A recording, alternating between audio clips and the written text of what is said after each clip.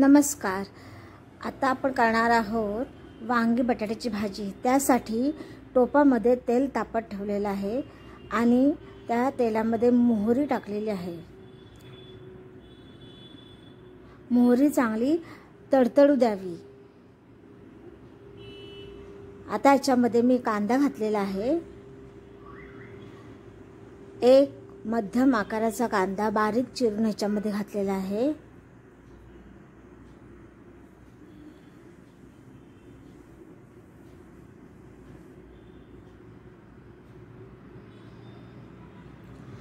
कढीपत्त्याची 5-6 पाने घातलेली आहेत आणि आपण हा कांदा चांगला परतून घ्यावा.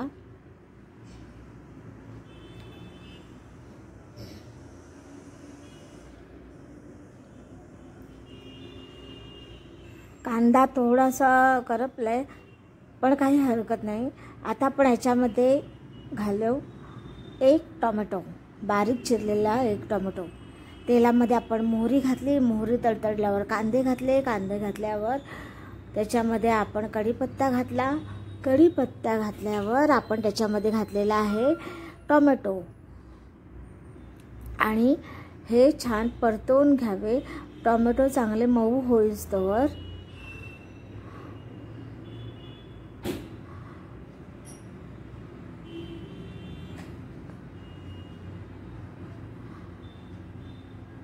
आपण हे चांगले परतून घेणार आहोत.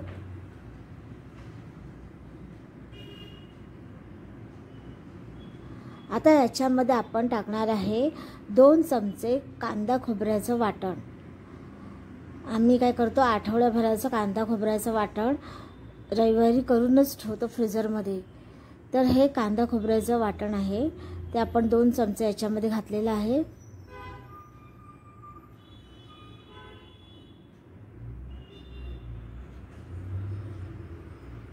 हे बघा, कांदा खोबऱ्याचं वाटण घातलं थोडंसं परत आणि हे चांगला मसाला एकजीव होईपर्यंत आपण परतून घ्यायचा आहे.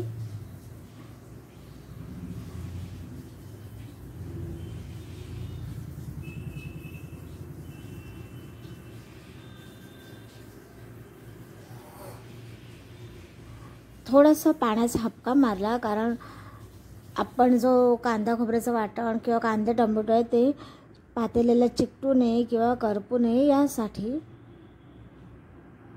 जेव्हा आपल्याला वाटतं की भांड्याला लागत आहे, करपत आहे, त्यावेळेस पाण्याचा हपका मारून घ्यावा आणि पुन्हा एकदा परतून घ्यावा.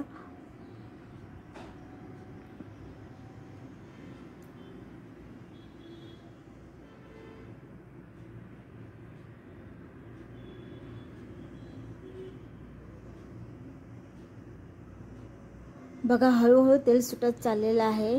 आता आपण त्याच्यामध्ये अर्धा चमचा हळद घातली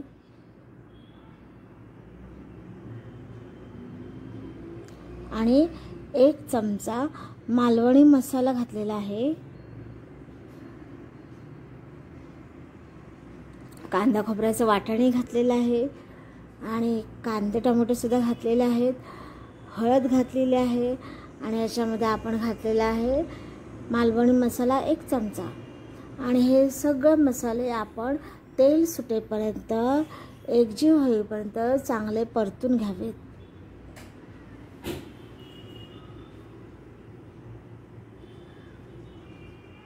पुन्हा एकदा मी पाण्याचा हपका थोडासा मारलेला आहे आणि याच्यामुळे काय होणार, आपले सगळे मसाले एकजीव होणार आणि आपल्या त्या मसाल्याला लवकर तेल सुटेल. हे बघा, हळूहळू तेल सुटायला लागलेलं आहे. म्हणजे तेल सुटेपर्यंत आपण हा मसाला चांगला परतून घेणार आहोत. बघा, पातेल्याला कुठेही चिकटलेलं नाही आपण पाण्याचा हपका मारल्यामुळे आणि सगळा मसाला लवकर फ्राय झाला आणि तेल पण लवकर सुटलेलं आहे.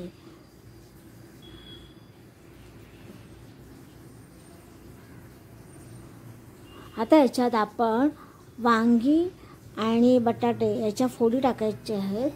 हे पहा, आपण वांगी बटाटे कापून पाण्यात ठेवलेले होते म्हणजे काळी पडणार नाहीत आणि आता आपल्या या मसाल्यामध्ये आपण हे वांगे बटाट्याच्या फोडी टाकलेल्या आहेत.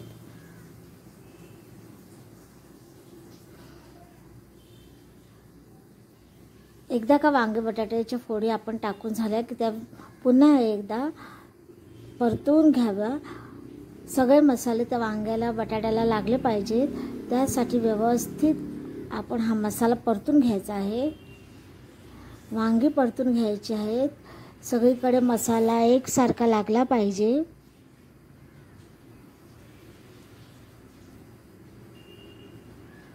असं आपण परतत राहायचं.